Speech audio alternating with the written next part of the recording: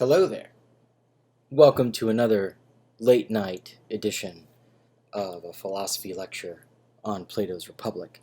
And I'm really excited about tonight's lecture because it is chock full of some of the, in my view, most interesting parts of the Republic, especially in light of what's going on in our society, the movements that are happening in relation to social justice and police brutality. I think that we have some food for thought, at the very least, to gain from Plato's Republic, and I'm book two, and I'm really looking forward to discussing some of these themes with you later in the discussion section on this lecture. But without further ado, let's dive on into what we have today. So the first thing we're going to do is we are going to review some of the key points from Glaucon's reformulation of Thrasymachus' view of justice. Then in light of that, we're going to look at what I take to be a contemporary application of the fundamental debate between between Thrasymachus and Socrates. However, this contemporary debate is very focused in on business ethics, and the debate comes up in response to a pretty controversial article published in the Harvard Business Review by Albert Carr, I think in the 1960s, I think is when it was published.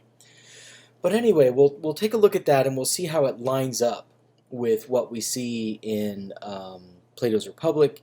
And and after that, we will consider more closely a distinction between bluffing and lying, because this will be helpful for us as we get into Republic Book 7. And then we'll consider the question of what makes a good guardian, which is the final big topic that Plato feels, or Socrates feels like he has to tackle, get an answer to, before he can consider his utopia to be complete. Okay, so let's dive in. Okay, so first point of review. Let's consider Glaucon's three-stage reformulation of Thrasymachus' view of justice. As we've seen, he starts the reformulation with a story about the origin of justice and an explicit definition of justice as this is popularly conceived in his own day. Right? So this is not a view of justice that Glaucon is just making up or that Thrasymachus is making up, but he takes it to be an expression of what Athenians commonly think justice is in his own day. He builds this origin story out of a few basic components, a few basic ideas about human nature. These are as follows: that human society is fundamentally competitive, that it's a situation in which we find ourselves competing with each other for scarce natural resources and goods. Second, human beings find outdoing others in competition to be naturally good, right? It's something that we naturally enjoy in and of itself, just winning in a competition, right? So winning in a competition, if that comes along with some sort of extrinsic reward, then winning in a competition turns out to be a mixed good for us, right? Finally, human beings find being outdone or in competition naturally bad. And also we find that it's more detrimental to one's quality of life overall to do injustice, to suffer injustice than it is to do it. So it's sort of like if you do and suffer injustice in equal measure, then you'll find yourself in a worse off position than you would have been if you had never done injustice or suffered injustice to begin with. And there's this other component, which I didn't really emphasize a whole lot last time, but there's this assumption on the part of popular opinion that human beings generally cannot do injustice without also suffering it, right? We can't do injustice without this being found out and someone trying to take revenge on us, for instance. Or we can't do injustice and get away with it without being caught, for instance, right? So as a result of these facts, human beings come to a decision that it's better for us, on balance, to take on an agreement according to which none of us does injustice to another, so that none of us suffers injustice as a result. And also, we agree not to allow others to do injustice or to be victims of injustice, right? And this agreement itself, the agreement neither to do nor suffer injustice, is what is called justice in popular opinion, right? So note something really interesting here. According to the Thrasymachiean view that Glaucon's putting forward, justice is something that human beings create. It's like a convention, right? Like we have a convention in America, for the most part, to walk on the right-hand side of the sidewalk, or more strictly, to drive on the right-hand side of the road. That's just something that we maintain. It's just something we do because, that's the way we do it around here, right? It's just a convention. Justice is very similar, right? However, justice has some good reasoning behind it, namely that it's this extrinsic good that keeps us from suffering injustice as a result, okay? That leads us to the second stage, which is basically the demonstration on the basis of the results of the first stage that justice, which we explained in the first stage, is merely an extrinsic good. That means that it's something that we only value for what it produces, and we do not value it for what it is in itself. We find it burdensome in and of itself, right? So that and the proof of this claim is all in the first stage. So the story about the ring of Gyges that's set up there, right? That's just supposed to illustrate the proof that's contained in the first stage of the second stage, right? It's just supposed to illustrate how human beings seem very naturally to fall into these patterns of behavior, where if they're given an invisibility ring, they will do what is in their own personal best interest as opposed to the interest of those that are around them, right? So it looks like we take doing injustice or outdoing others to be a natural good, something we naturally tend to. This leads us to the third stage, right, which is basically the demonstration that the perfectly unjust life is the best life possible, right? And this is built on the basic insight that if you had the choice of not having to take on the burden of justice, that is, if you had the choice of not having to give up something that you find to be a mixed good, namely doing injustice and getting the result of doing injustice, namely the good result of winning the prize or acquiring more resources for yourself, right? Then you would do that if you could avoid suffering injustice, right?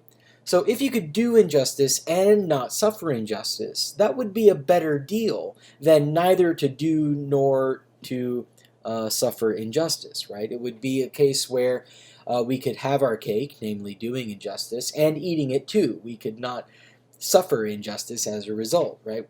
And since the only thing that's good about justice itself is that it promises that we don't suffer injustice, it seems like we would be irrational, at the very least stupid, not to take on the deal of being able to be perfectly unjust if we were given the opportunity, right?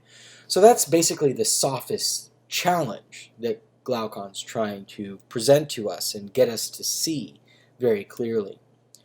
Now, as we saw in the last lecture, the way Socrates responds to this is by formulating basically a new origin story of justice that's based on different assumptions about human nature, right? So, according to Socrates' assumptions, unlike Thrasymachus, human nature is not fundamentally competitive, rather it's fundamentally cooperative. As we saw last time, he thinks that cities come to be, right? Civic organizations called cities come to be because each of us realizes that none of us individually is self-sufficient.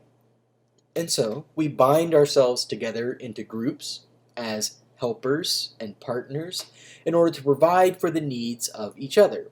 In particular, to provide each other those things that we couldn't provide on our own otherwise.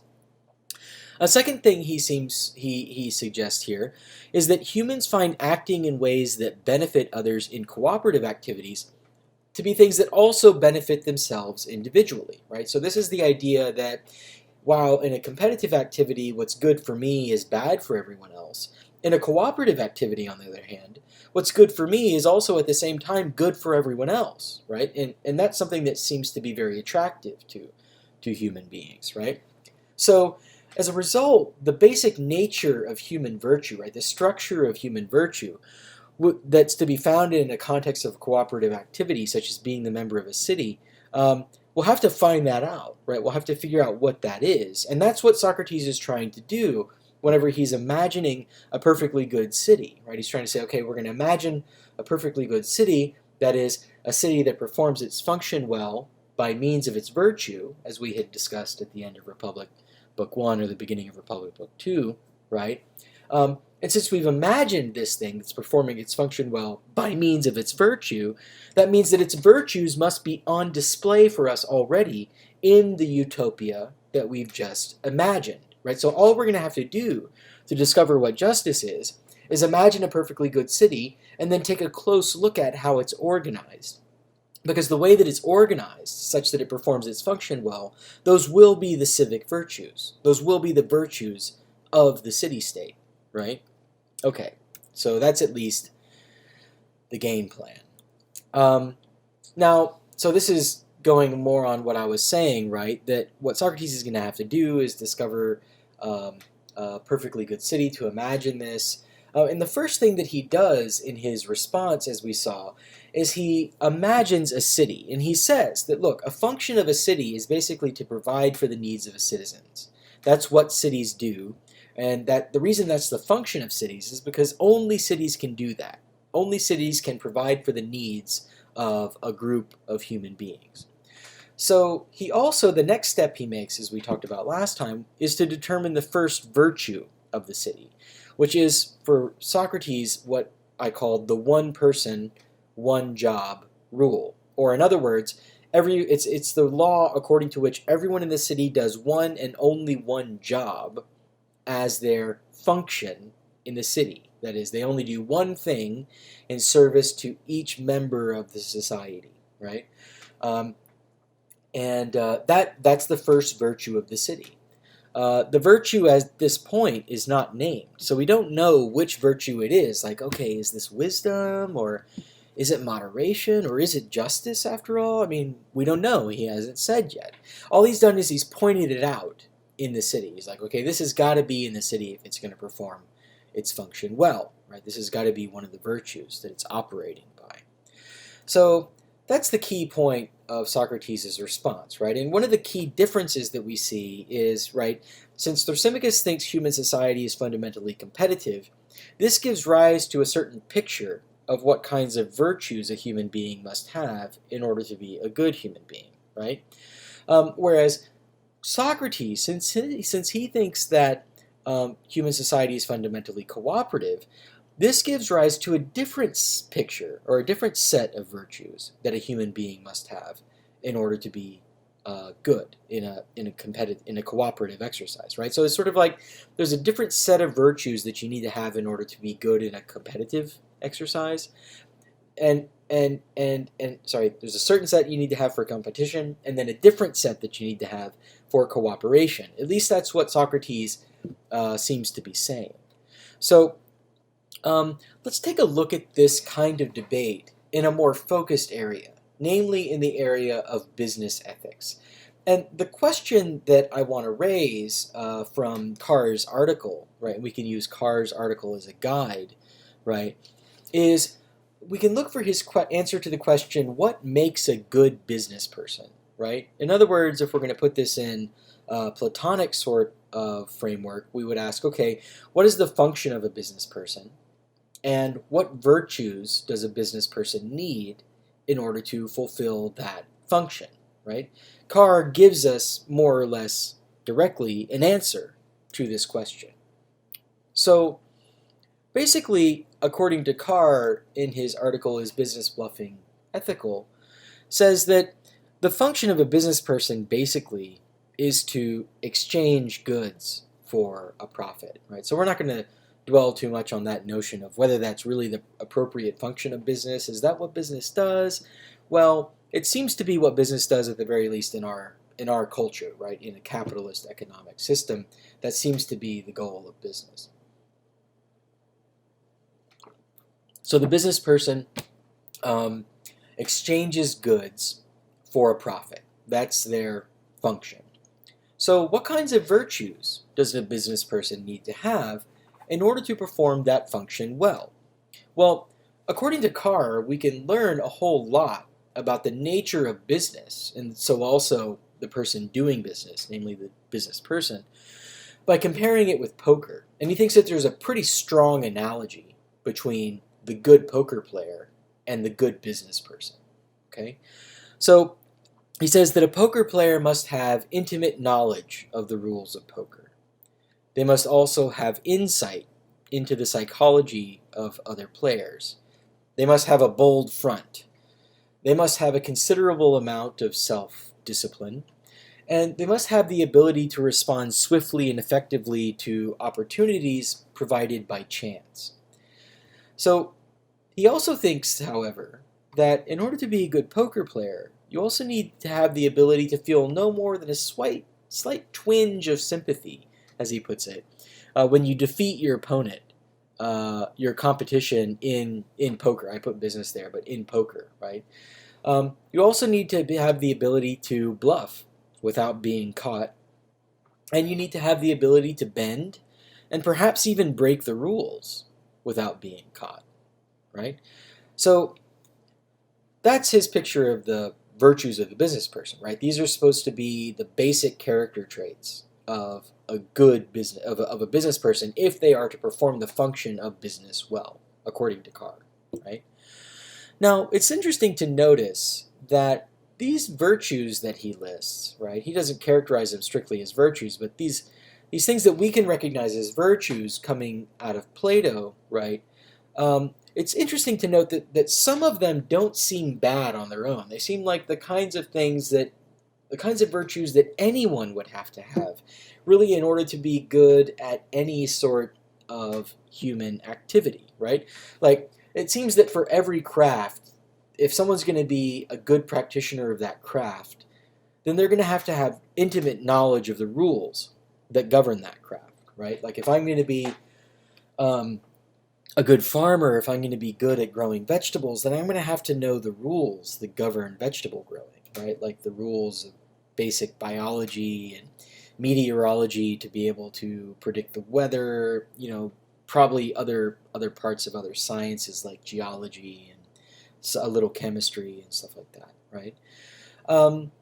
It seems like also it would be good for me to know about the psychology of the individuals that I'm dealing with whenever I'm trying to grow vegetables or buy things to grow vegetables, right? I'm going to have some sort of gumption, right, which is what we might think of as the bold front of a farmer. And I'm going to have to be someone who's like really dedicated to doing this, and someone who can sort of, like stick to it and do the hard work when the work gets really hard. Farmers have to have a considerable amount of self-discipline, and they have to have the ability to respond swiftly and effectively to opportunities that arise or even to dangers that arise. Like, what do you do whenever there's a huge storm rolling on to your farm? How do you protect your farm against that, right? You have to have the ability to sort of react to these kinds of surprise situations, right? And it seems like you can think of analogous kinds of arguments for all other kinds of disciplines, right? So I'll leave that work to you, maybe for your own discipline, right?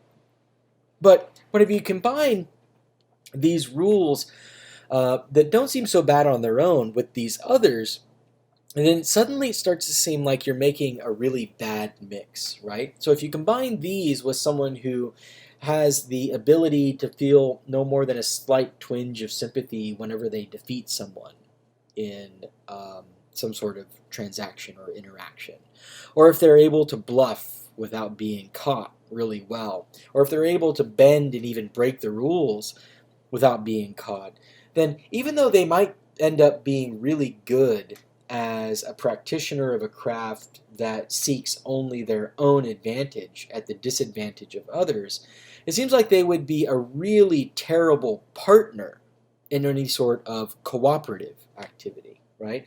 Like, suppose that I had this set of virtues and you asked me to help you paint the house, right? I would be an awful partner in that, Because like while you're in the living room, say, painting the living room, staying focused on your work, and you're saying, "Hey, Professor Kidd, I just finished the south wall. Isn't that great?" And I'm like, "Oh yeah, that's great." And I'm sitting in the kitchen and haven't even cracked open the pan of cane. Sorry, can of paint. Can of paint. That's what I meant to say. And 30 minutes later, you're like, "Oh, I'm almost finished with the west wall. How are you doing in there?" And I'm like in there drinking a coffee and smoking a cigarette or something. I'm like, "Oh, I'm almost done, right? No problem." Right? Just bluffing without feeling any sympathy towards you at all, right? That would make me an awful partner in this cooperative activity, right? So it looks like this combination of virtues, if they're given to someone that might be good at a competitive activity like poker, but they're going to be terrible at any cooperative activity, right? The last thing you want is a partner that lies to you and that deceives you and that breaks the rules and doesn't let you in on what they're doing, right? You want someone rather that's open with you, that's honest with you, and that works with you to try to get things done in ways that are good for both of you, that are mutually beneficial, and not just good for them, right? That's what makes a good partner. So this suggests an alternative to Carr that is similar to the kind of alternative that I think Socrates is suggesting over against Thrasymachus's view of justice, right? And this alternative conception says that business basically is not like poker. Business is not an individual enterprise where you're looking out just for number one or just for my firm and no one else, right? Rather, on this view, business would be a fundamentally cooperative activity wherein one seeks mutual benefits for oneself and for one's cooperators. And it's only secondarily competitive insofar as competition with the markets requires it, right?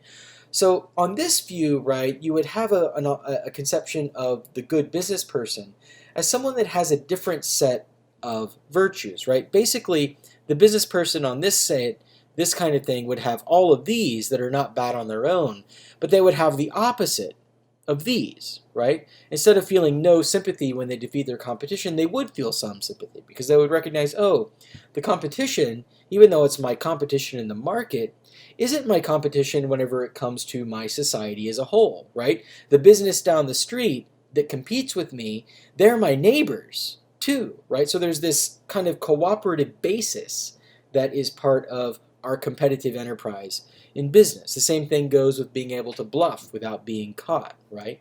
So one crucial question for this alternative view to Carr then, that's not easy to answer, and I think that probably different answers will have to be given for different situations.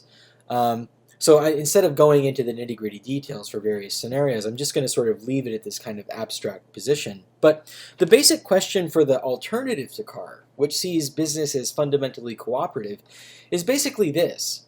Well, where does one draw the line, then, between cooperator in my business activity and competitor in my business activity? Right? Where does one distinguish friend and foe in business? I mean, does it go as far as one's coworkers? Well, I think in some business activities it certainly does. Perhaps in others it doesn't, right? Does it go as far as your customers? Well, in some business activities I certainly think that it does. For instance, if you're, like selling things to a steady consumer base, right? You're going to want to see your customers as sort of like cooperators with you in just keeping your business alive, right? And being a steady stream of returning customers and things like that, right? Well, you see investors as cooperators or competitors, right? I mean, one of I think the detrimental things of the way that the economy runs today, just in my non-expert opinion, is that businesses tend to see investors as cooperators more easily than they see their own customers or even their own employees as cooperators, right? But there's a legitimate question there. Are investors supposed to be cooperators? Are they competitors? How exactly do we conceive of them? Right? And does the cooperator base of a business extend all the way to the members of our local community? Or perhaps even members of our wider community, perhaps even to the entire world, right? I mean, these are questions that I don't think are altogether simple, but they are the kinds of questions that you would have to answer if you're going to advance this kind of alternative picture to what Carr is giving. Right? Because if business is fundamentally cooperative, then we're going to have to know who is the team.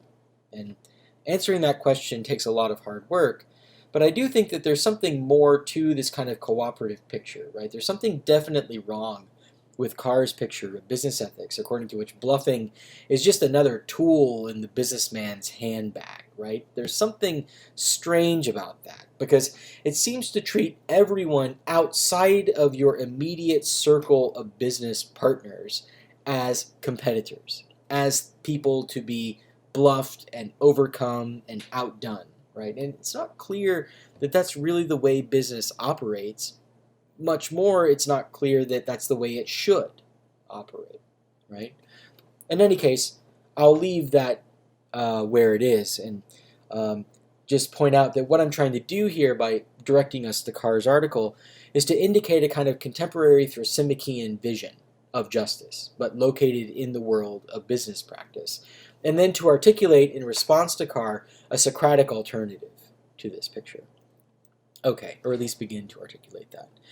Now, I take it that this would also be a helpful time to do a little commercial break, kind of, chase a little rabbit down a trail here that is not exactly relevant to what we're doing, but it will be relevant to something we're going to talk about later on in the class.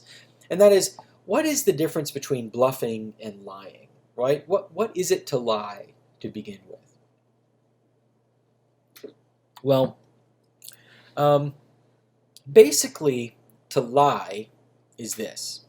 It is to put a claim forward as true that you do not believe to be true with the intention of making someone else believe that it's true. For example, suppose I take a cookie from the cookie jar and my partner asks, "Hey, did you take that cookie from the cookie jar?" And I say, no, I didn't take the cookie from the cookie jar, when in fact I had taken it, right? There, I'm saying something that I don't believe to be true, right? Because I know I took it, okay? Second, I am saying it in order to do something to my partner, namely in order to make my partner believe something that's actually false to be true, right? So this is a very focused and we might say strict definition of lying, right? It's not something. This is a definition that we don't always stick to in everyday speech whenever we talk about lying, right? Sometimes if someone just says something that's false, maybe without knowing that it's true or that it's false, we might call that a lie, right? Or if someone says something that's false really without the intention of making anyone else believe that it's true, we might call that a lie too, right? Like whenever I read, say I'm reading a fantasy novel to my children, right? If I'm reading The Lord of the Rings to my children, you might say, oh, Professor Kid is lying to his children because he's making all these claims that he doesn't believe to be true about Gandalf and Frodo and Mount Doom and all that stuff, right? He's saying these things that he doesn't believe to be true to his kids. But, I mean, according to the strict definition of lying, that's not really lying because I'm not reading the book to them in this way in order to make them actually believe that there is a Middle Earth full of hobbits and goblins and things like that, right? So it's not really a lie, right? A lie has to be a claim that I put forward as true, that I believe to be false, with the intention of making someone else believe that it's true. Okay. Now, bluffing is very similar to lying. Basically, bluffing is lying in actions. It's lying without words, or at least without explicitly saying what the lie is.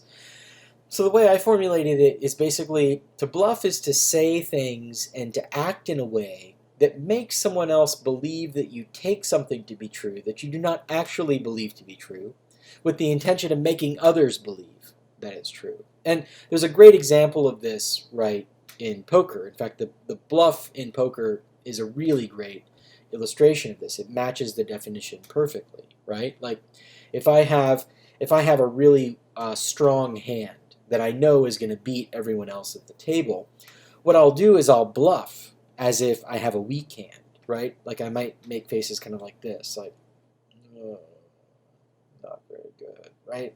And I might like say, well, I'm only going to put in 2 chips, and then if someone raises me, I'll be like, oh, jeez, I don't know. Like slide the chips in there, all the while indicating that I don't have a good hand, whereas I know that's false, right? So it's a bluff, right? An example that we can take from Carr is the case of the CEO of a tobacco company that tells the government that he believes in safety oversight for customers, but industry can set its own safety rules for consumer health. Well, how's that a bluff? Well, he's bluffing basically about whether he thinks that it's a good thing for the federal government to set oversight rules, right? Basically, he doesn't want the government to set oversight rules, but at the same time, he wants to sort of give the government the impression that he's open to ethical oversight of the selling of tobacco to people, right? This addictive substance, right? So that's a kind of bluff in the case of business, right? Okay, so much as that's concerned, right? Bluffing and lying. We'll return to this distinction between bluffing and lying and other distinctions later whenever we get to Republic Book 7. Now, I want to turn to really what becomes the last main theme in Republic Book 2, and it also is the theme that occupies us throughout all of Book 3, which we don't read for this class, but if you want to read, that's what he's talking about. He's talking about what is it that we need to do in order to make good guardians for the city. Or if we're going to update the language to contemporary language, we would say, how would we need to train military officers, National Guard, and more importantly, police officers, such that they act as good guardians for citizens, right? That's the question that Socrates thinks is absolutely crucial to answer in order to create a good city, a perfectly good city. A good city needs good guardians, okay? So the first thing that he considers whenever he considers the problem of good guardians is what gives rise to the need for guardians? Why do we need guardians to begin with? Well, basically it arises whenever the city becomes such that it can provide luxuries alongside basic needs to its citizens, right? Once the city begins to provide luxuries, then it will need to acquire more land in order to grow these luxurious items, which means that it might need to go to war in order to take land from a neighbor, right? It might also need to go to war in order to acquire resources, right? And it could be a kind of physical war or a kind of diplomatic war that the city will have to engage in order to get crucial resources for producing these luxuries. He also thinks, however, that luxuries will give rise to threats on the inside of the city, right? So we were just talking about threats outside the city. There are also threats inside the city, right? Which is basically it makes it more likely that individual citizens will become such that they try to acquire more of these luxuries for themselves unfairly, right?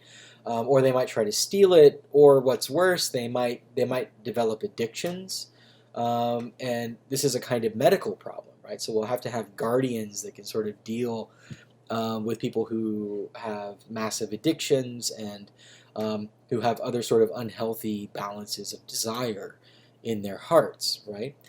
I mean, in short, what he thinks is that introducing luxuries brings war along with it. So the introduction of luxuries into society, he says, is where war comes from.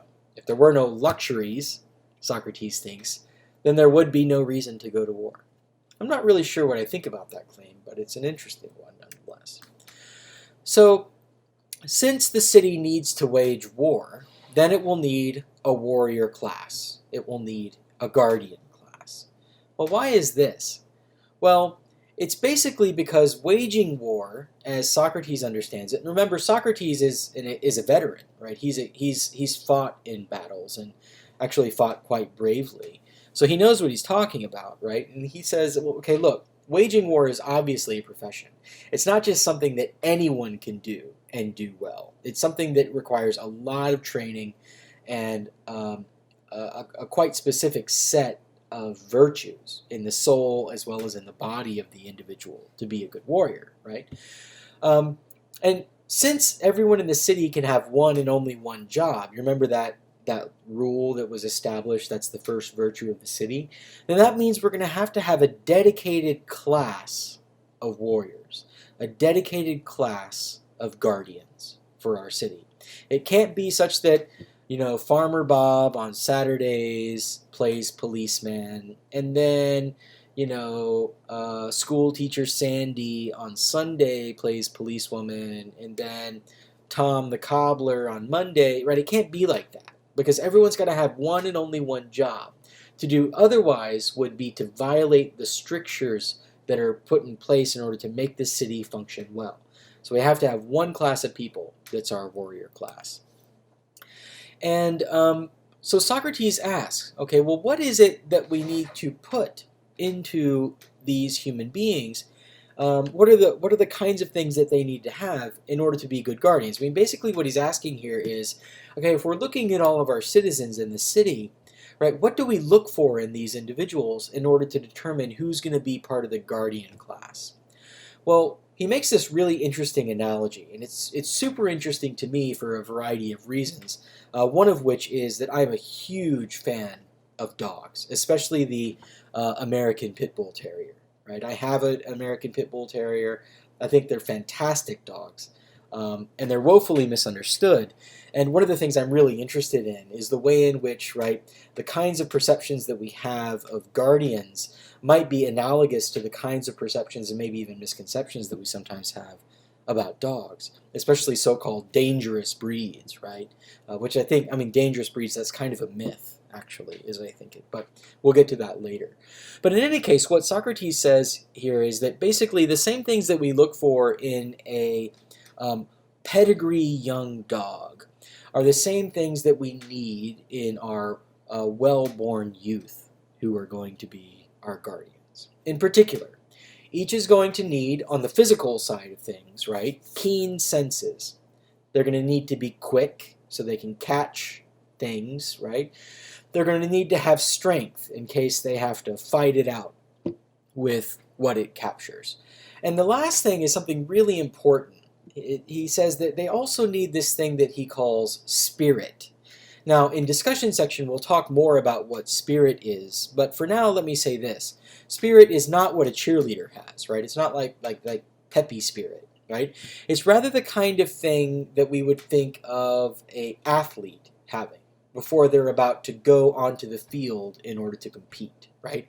It's that kind of dedicated focus, that grit that they bring to the competitive exercise, that whenever that's present in their soul, whenever that spirit is present in their performance, it makes them virtually unconquerable, right? Just by the way, in the world of pit bulls, right? For anyone that might know a little bit about this world, there's this quality that breeders often say is really crucial for a good pit bull terrier, and that's something that they call gameness, or having game, right? What that means basically is that a dog that's game is a dog that whenever its mind gets set on something, then it's gonna do it, right? You can't stop it. It's just gonna do it, right? I'll talk about this author who thinks about that quite a bit. Her name is Vicky Hearn, and she quotes this really interesting author. Anyway, we'll talk about that here in a bit. But this notion of of spirit is basically what I think pit bull breeders talk about whenever they talk about game. And it's basically this kind of like intensity and dedication to a specific task that is such that they're going to do it. They're going to die doing it if they can't fulfill it, right? That's the kind of idea of spirit that's operative here. Now, the problem that introducing these kinds of beings into your city brings about should be pretty obvious, right? It should be pretty obvious that if we have a being that is quick, keen, has keen senses, is strong, and is spirited, then these are going to be pretty dangerous, right? It looks like we might not have to wait around for something outside the city to destroy it and to terrorize the citizens, right? It looks like all we have to do is introduce our guardians, and they're probably going to do it themselves, right? But of course, Glaucon notices, and Socrates notices, but surely, these guardians must be gentle to their own people and harsh to the enemy, right? If they aren't, then they won't wait around for others to destroy the city, but they will do it themselves first. So it looks like, in order for someone to be a good guardian, they're going to have to combine two elements that seem impossible to combine, right? They're going to have to combine the gentleness of a dove with the spiritedness of an enraged guard dog, right? How do you combine those two? Those seem to be totally incompatible, right? You can't have those both in the soul at the same time. They push each other out, like fire and ice, right? Or like heat and cold, right? They push each other out. Now, Socrates, after mulling it over for just a moment, says, well, wait a second. Actually, we do have something, even in the initial analogy we drew, that gives us a hint about how we can combine these two elements, spiritedness, kind of intensity and anger, with gentleness, right? This kind of care and long-suffering and loving kind of nature, right? What he says is, we overlooked the fact that there are natures of the sort we thought impossible, natures in which these opposites are indeed combined. Glaucon asks, where? Socrates says, you can see them in other animals too, but especially in the one to which we compared the guardian. For you know, of course, that a pedigree dog naturally has a character of this sort. He is gentle as can be to those he's used to and knows, but he's opposite to those he doesn't know. Now, this indication that the dog is gentle to those that he knows, but is not gentle, that he's spirited to those that he doesn't know, indicates to Socrates that he has something like a philosophical nature, right? Now we might wonder, how is it that a dog is philosophical? What? Is he joking here? Well, I think he is, perhaps a little bit, right? He might be sort of making the analogy a little bit stronger than he needs to, but this is basically, I think, his point, right?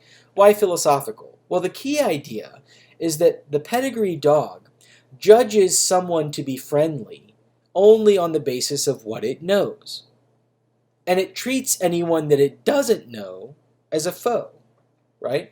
So it bases its behavior on what it knows. And, this is also important, it actually tends to love that which it does know. So notice that. It's a lover of what it knows, right? Which, according to Socrates' mind, means that it's a lover of learning. It's a lover of knowledge, which is basically the same as wisdom. Oh, I wrote the word widom there, but that's supposed to say wisdom, right? And since the love of wisdom is the basic concept of philosophy, he's saying, okay, well then it looks like dogs are, in a certain sense, philosophical, right? Because they base their action on what they know, and they love what they know. Even if what they know doesn't treat them well, they still love it, because it's something they know, right? So Socrates' suggestion, just in a nutshell, seems to be something like this. If we can train our guardians to love learning and to act only on what it knows, then it seems like we can create a class of beings that can be such that they are gentle at the appropriate times and places, namely, in relation to those that they know to be friendly, and spirited in the appropriate times and places, namely, in relation to those that they know to be dangerous, right? Now, from here until the end of book 3, right, this is just like an initial proposal. He's sort of like, this is the goal. This is what we need to have guardians doing. But he doesn't yet know exactly how he's going to train guardians to do this. So what he does in the rest of book 2 and up until the end of book 3 is he basically proposes a training regimen that he will put all of the guardian classes through. And it's very competitive to get into the guardian class, and it's a very difficult training regimen that you'll go through as a guardian. But it's basically the training regimen that he thinks will produce the appropriate sort of philosophical nature in our guardians, such that they will act only on the basis of what they know, as opposed to acting on the basis of their prejudices or their assumptions, right? Okay, so that's the basic sketch, right? Basically, we need, I mean, if we're going to transpose this over to our contemporary context, right, Plato's proposal would be something like, we need a police force that's full of lovers of learning, right, that's full of lovers of knowledge, that are open to learning more and knowing more, and moreover, love what they know, right?